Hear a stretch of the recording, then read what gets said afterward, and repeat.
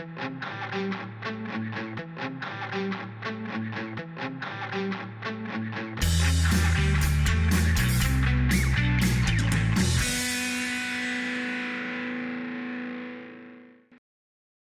and welcome to another episode of FinTech Focus TV. This is going to be my favourite one ever, mainly because Ken Kinsella is here, and Ken is the CEO of BABB.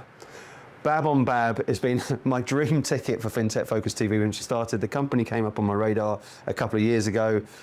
You arrived as the CEO, co-founder of BABB 2.0, I think we can probably call it, and ReDeFi.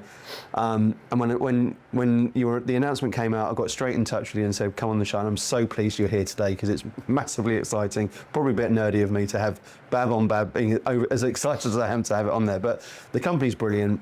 I've just been spending the privilege of spending a bit of time with you, finding out about your journey and the company. Right. And it's a very cool spot to be in. So Ken, first and fourmost, thanks for coming on the show. Pleasure's mine, Toby. Thank you. Lovely to meet you. Let's kick off by talking a little bit about you. As I said before, it's a very fascinating global background that you've had. Just give us the elevator pitch of that first and foremost, and then let's come on to BABB and talk a little bit about how you got named after me. Yeah. I like the company so much I bought it. Isn't that what you let out? Yeah, that's it. Victor Kayam, isn't it? Yeah. I mean, coming here to meet you today, Toby, I'm walking streets that I first walked 35 years ago. I came to London in 1988. And a long time ago, there was something called a Big Bang, and new particles were made, new physics was formed, and new transactions were made. That Big Bang was not the start of the universe. That was Thatcher's October 1986 deregulation of the stock market here. And I was in college then, but we saw what was happening. And we saw that London was reinventing fintech yet again from its incredible history. I remember in university and in school, we had to look at why the UK or Britain was the home of the Industrial Revolution. And that was one of the reasons was it's an island with a bad climate and people were hungry to move out of the agricultural sector that had already done its own revolution. But that formed a financial revolution way back where bills of lading and incorporation and common law and all that stuff that we had to go through was fine-tuned, if not invented, in the City of London. And then came 1986, and suddenly the old world of suit and ties and handshakes and fixed fees for transacting in shares was opened up, and we had new screens and we had trading floors and we had loads of money in Harry Enfield and all that stuff at the early 1990s that you may remember. And I was here for that, and I saw what London was in terms of its place in the world. I was here for 12 years.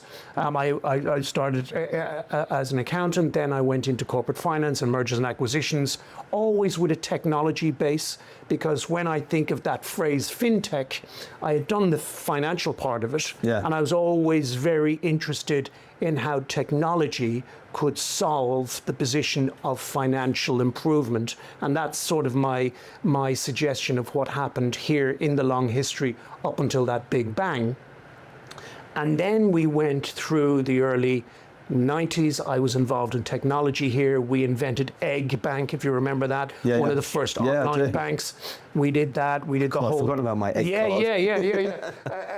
And then we started observing again that London and the ecosystem that has always been here for the incubation and promotion of technology was also fine-tuned into financial technology.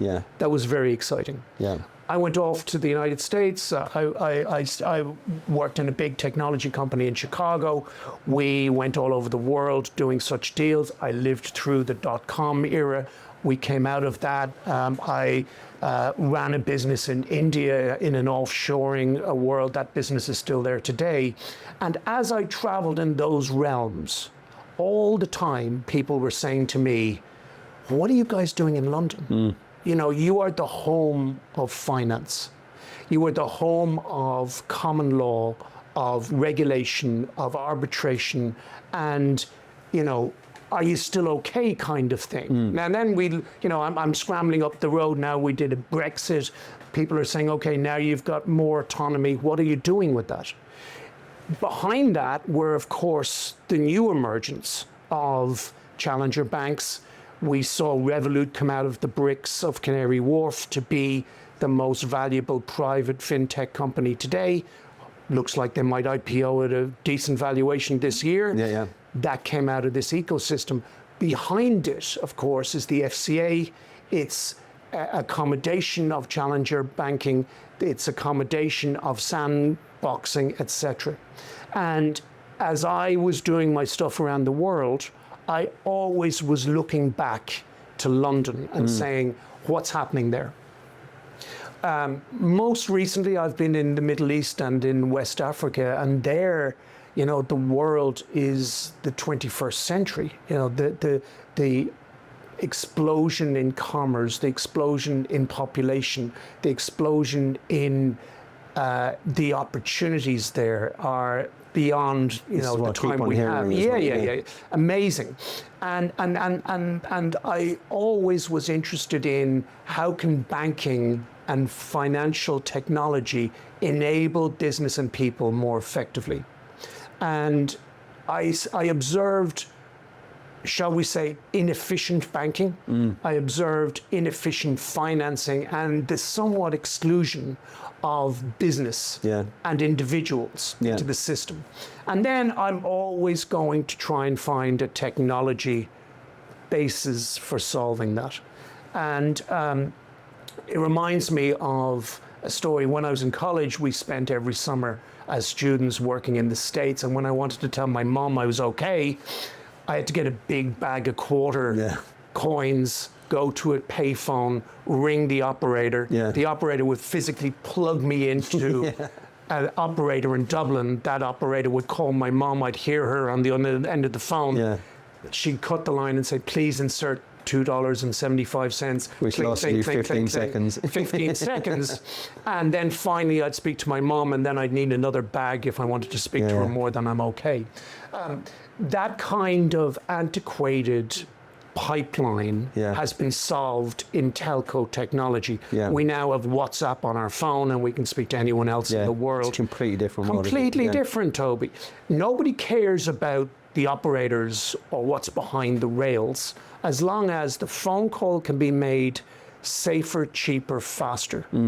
And that's what we're doing now with the next wave, I put to you, of fintech, globally and specifically here in London. I met Rush, the chairman and founder of BABB, last year, and I said, look, let's reinvent ourselves. Let's go and build upon the immense work that's already happened. Now, what is that immense work that's already happened? Well, we've got all of the fiat layers in place in BABB. We've got 5,000 accounts, fiat bank accounts with ClearBank, our banking partner here. We're FCA regulated. We've got all our mobile back-ending technology done. And we were one of the first, in fact, we were before Revolut, to actually be able, a user, to take a fiat bank account, let's say your Barclays account, put it on an e-wallet with us, and then with that e-wallet buy USDT or one of the crypto coins and send that to anyone else with the BABB app anywhere else in the world.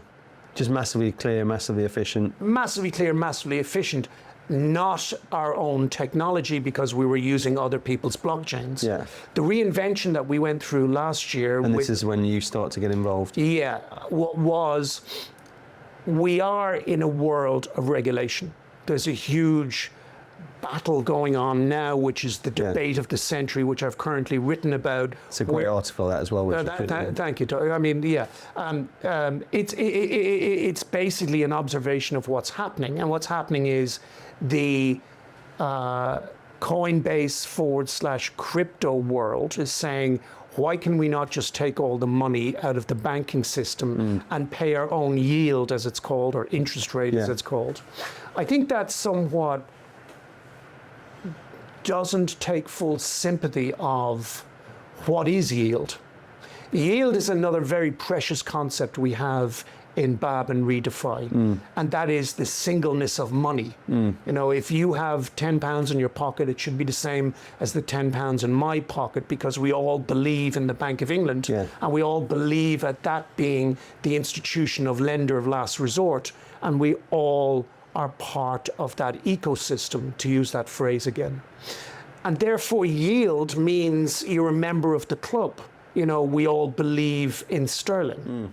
If I say, okay, hold on a second, I want to now have a stable coin, well, I've got to pay my £10 off balance sheet, as we call it, to an organization that the Financial Times has recently said is somewhat unknown. What we don't need to name names here, but there are in the market of stablecoin a couple, if not one, main operator, and people are looking at that. They tried to raise money at a valuation recently that has been questioned by the capital markets. We don't really see that as a solution. I wrote another article on, you know, Sir Isaac Newton had a theory about gravity until it didn't work. And there will be a point, because of this off-balance sheet concept and the non-singleness of money, that will say the stablecoin cannot deliver in all environments, in all universes. What we're doing is something different. First of all, we recognize and we're very proud of our regulation. We're FCA regulated. We hold an EMI license and a crypto registration. We're not yet in the licensing lexicon with the FCA yet, but we hold that very precious, because we believe in the singleness of money. You're either in a club or you're not. And if you're in the club, you should want to have, just like we want our med tech regulated. We want to know what we're taking in our medicine. Well, we should also know what we want to take in our finance, in our financial technology. That I put to you, and that's something we hold dear. And if that's the case, well then, you know, things like KYC, know your client, or know your business, the rules of being a member of the club should be adhered to. I mean, there's no reason. So with all that in mind, then we get into the exciting world of blockchain. I actually was undertaking a master's in AI here in the London Institute of Business and Finance, and then I read a book by a chap called Web3, Read, Write, Own. And to cut that very short, the premise of that book was, you know, Web 1 was we can read web pages. Web 2 was we can write and be members of Facebook and social platforms, etc. That's brought its own interesting dynamics. The own is the decentralized, and that is everybody becomes a slight owner of something. That's an interesting concept for me, because I've read a book years ago called The Wisdom of Crowds, where whether you know the one I'm talking about, so whether you're in a football stadium or you're looking at the flight of birds, somehow there's a collective consciousness in the crowd. And that brings truth. It's a fascinating read. It's a fascinating read. And then I when I started thinking about that, I started thinking about, well, isn't Wikipedia somewhat like that? You know, there is a statistic that says that if you put something incorrect on Wikipedia, within X amount of time it's taken down because the crowd sees it and regulates it. That allowed me to get my mind around the true power of the blockchain, where the nodes are regulated by the crowd, and by such virtue you bring indelibleness and immutability into the third layer of the ledger. I'm an accountant, so you know I once loved double entry, right? but then you start thinking about triple entry. Double entry can be manipulated. It's not there forever. It has it's open to all kinds of corruption, etc. But if I have a third entry on an indelibly written blockchain that lives forever and is under the stewardship of the crowd, interesting. Interesting. And then if you've got that and it's in a Web3 environment, a global Web3 environment, you can start thinking about transactions that bring financial inclusion, that bring new technology to solve old piping problems. So that cross-border payments, foreign exchange, something that I'm extremely interested in ensuring that London stays premier in, is done quicker, secure, safer, cheaper. I've had occasion to work with UK Export Finance here in the UK, and the other thing that the Big Bang brought, if I go back to 1986, it brought a new market. It allowed, instead of having written ledger and mainly men in suits writing the transactions of the stock exchange, once we computerized that, we created the new market. We market made globally. And if we get the technology right, I believe that not only does London preserve her position as the global lead in foreign exchange, the global lead in cross-border settlement, but also because of that market making and because of the ambitions and the desires of governmental divisions like UK Export Finance, which is promoting UK industry and UK exports, put technology again back to that solution, and I think we can really do wonderful things in the world today. This is a really interesting point for me, because I sort of said before we came on air that probably about 10, 15 years ago, I launched a magazine called The FinTech Capital, which is basically a celebration of the innovation that we saw inside London FinTech. And at that sort of stage, probably 15 years ago, it was a stage where FinTech was going to take over the banking institution. We were seeing a completely new world. And to an extent, we've seen a different world, for sure. But as I said, look, we saw the banks adapt to the FinTech challenge by basically moving into it and adopting it. And FinTech ecosystems, and labs and such like came up, and the banks really lent into that space. We then saw digital assets, crypto, blockchain coming as a secondary threat to it, and it was independent as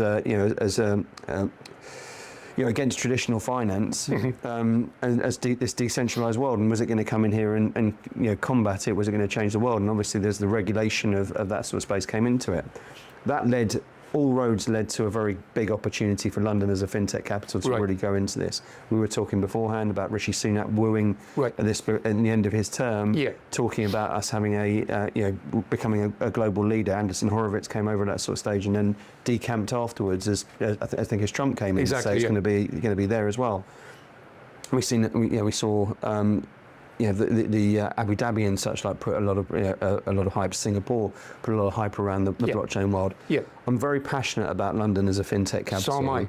And I think there's, as we were talking about beforehand, this sort of glorious medley of geography, of talent, of innovation, of support, and all that sort of thing coming through. Of history. Of history and history. You mentioned. Of legal structure. There's a lot of respect around what happens in this. A lot of tradition that comes through from that. And when you talk about traditional finance, that rings a bell, I think, for everyone who's involved in it. So there's all of these sort of factors, and I think sometimes we run the risk of losing it. I was with a hedge fund leader last week who was talking about where was the great story of UK tech in recent years, whereas you look at where investment went into in the global ecosystem, and it was almost all on the west coast of America last year. And almost all of the big innovation is coming out of that particular geography. And that's a big challenge to this sort of thing. So, BABB, as you said, has lured you back, and London's lured you back from your global travels and such like, because of a passion for this sort of thing. So, with all of the diatribe that I've just given you there, tell us a little bit about why you're back here, why BABB is investing into the UK, why the UK is the set to be the fintech capital, and indeed the blockchain capital. Why is that opportunity there? Great. I mean, the first part of the answer to anything like that is the chemistry amongst people. I met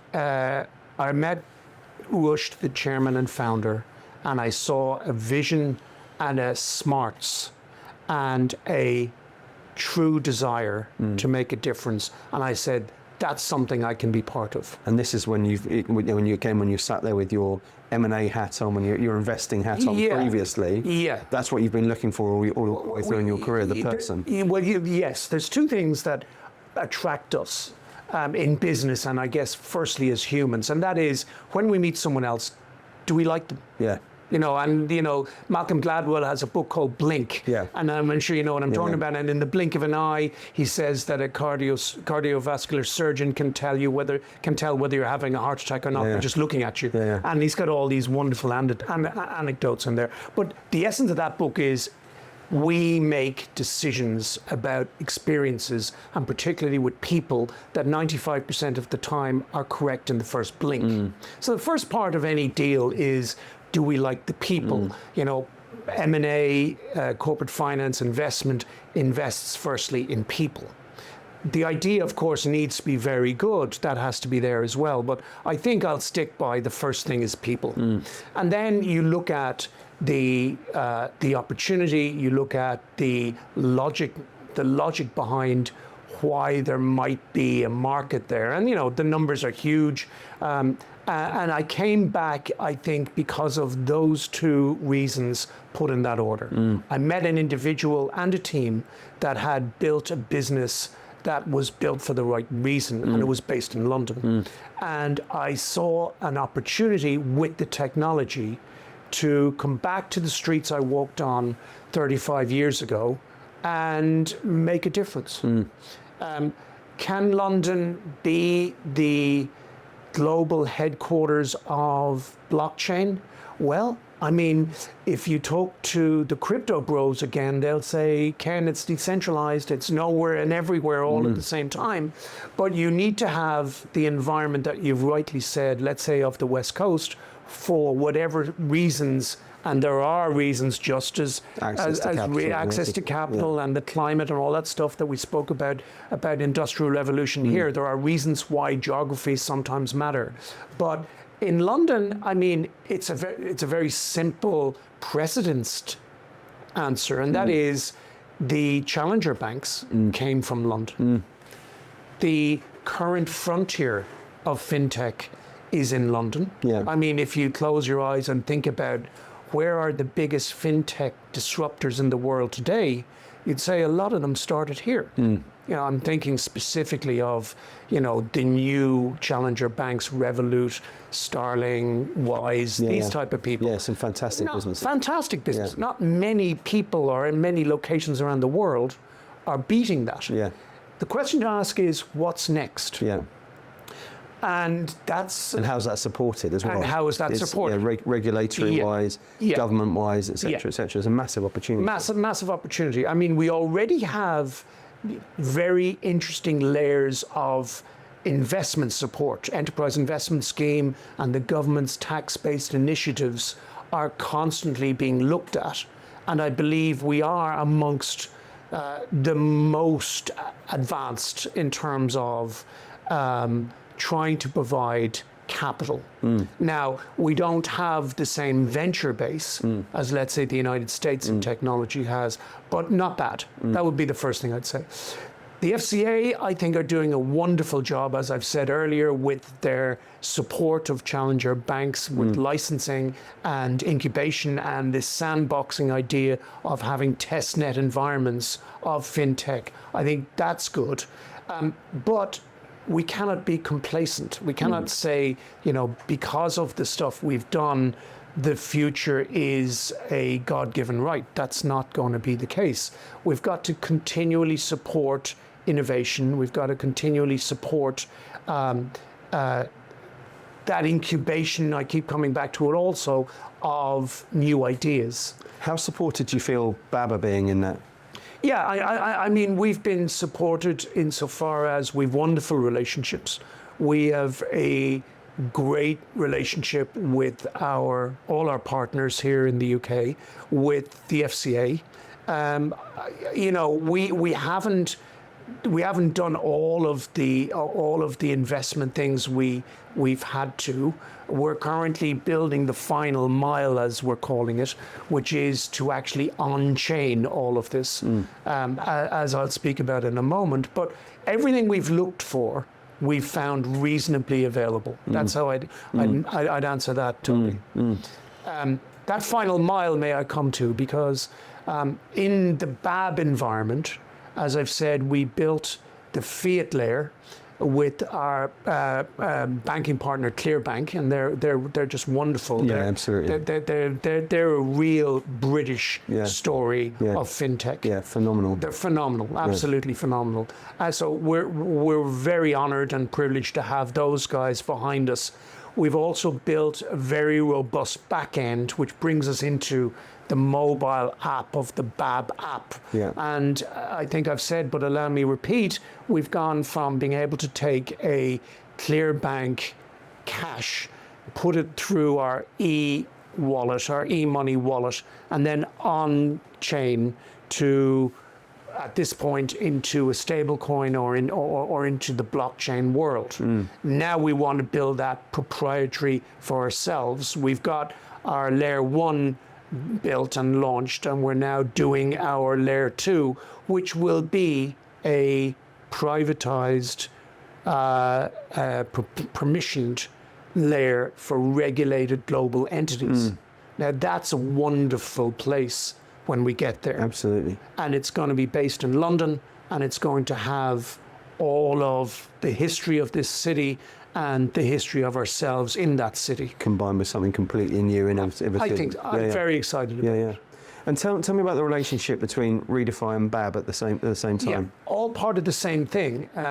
ReDeFi is the on-chain part of what BABB has been building for 7 and nearly 8 years.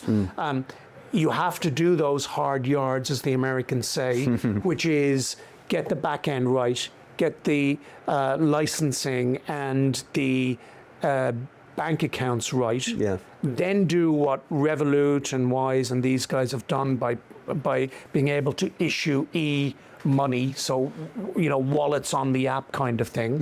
And then you need to get the crypto layer right, so that you need to have FCA registration of crypto, which we have, and then you need to be able to really test that world. And then you can start talking about, let's build a layer 2, which brings all of that history to what we're calling on-chain money. And on-chain money is exactly what it says on the tin. It's money on the blockchain. What is money on the blockchain? Is stablecoin not that, Ken? Or what's this with tokenization and all that stuff? They're totally different things, and we think won't stand the test of time in all universes at all times. Interesting. To talk back to Sir Isaac Newton. On-chain money is a technology that mirrors the bank account. So if you have a bank account with 100 quid in it, and there's a payment to one of your kids, or you're getting somebody to give you back a loan or whatever, there's a dynamic environment of all of our bank accounts. Can you imagine a technology that mirrors that completely in the blockchain, so that you can come in and out of the fiat layer, regulated fiat layer, onto the blockchain to do faster, cheaper, more secure transactions in the layer 2, and then when you want to settle, meaning you want to go back into cash, that's seamlessly done in a regulated way. That's cool, number 1. Really cool, number 2 is, what if we had technology, FinTech, that enables less and less what we call off-ramping into the bank account, because you're doing so much activity and there's so much in the layer 2 that you don't actually need the occasion to off-ramp. And that's where we're going. And that's a world where if we go into our own wallets and pick out a £20 note, written on it is, I promise to pay the bearer on demand £20. In fact, I'm not holding money, I'm holding a token of money that we all currently, we all believe in. Saifedean Ammous wrote about this in his famous book, The Fiat Standard. And we all are carrying tokens. Yeah. This is redefining it. We're just redefining exactly. And in regulated decentralized finance, we try to redefine that more and more each day. Yeah. So that ultimately you're talking to a finance guy. You're not talking to a technologist, although I've spent a lot of my life in technology. Yeah. And the moment I'm in a conversation with somebody where there's a lot of technology, it's not that the shutters come down. It's just I no longer see the business solution. Yeah. I've always looked, Toby, for technology to solve a problem, a business problem, or a medical problem. But we're talking about FinTech here.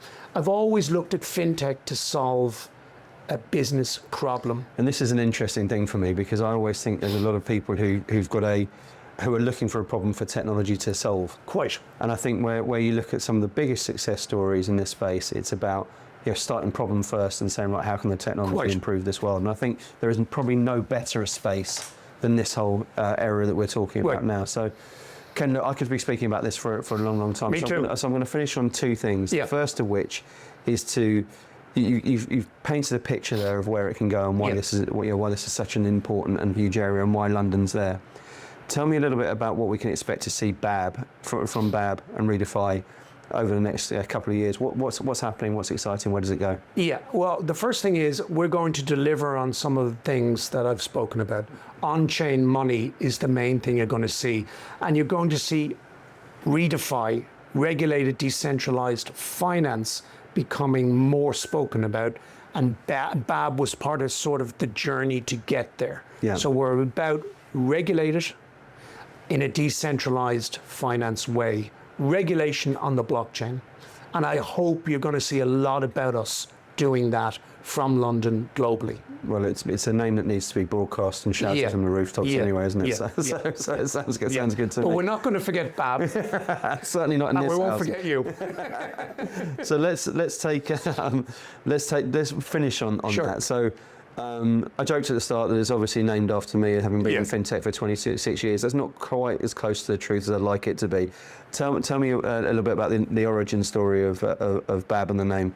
Well, BABB is banking automation in basic blockchain, which is let's do banking using new rails. Yeah. It's as simple as that. And that's where our app came from as a hybrid model. It was bridging, cash banking, bank accounts in banks that we all walk past the door of every day. Now we're walking past the website of challenger banks, so it's not quite the branch system as it was, but the idea was let's use those institutions and bring it on chain, and that's the BABB story. The next final mile, as we call it, of the BABB story is the ReDeFi emergence, and that's on-chain money for more efficient financial transactions. Fantastic. Globally, hopefully. Well, you're doing the name proud. It's brilliant to have you in here. As I said, look, I've been trying for a little while to get BABB onto this show. It feels like the perfect fit, and I'm so pleased we managed to do it. Thank you, Toby. Ken, I've loved every second of that. Pleasure Thanks was so much mine. for coming on. Thank you. And thank you very much for watching. We will see you soon on the next episode of FinTech Focus TV. Thanks a lot.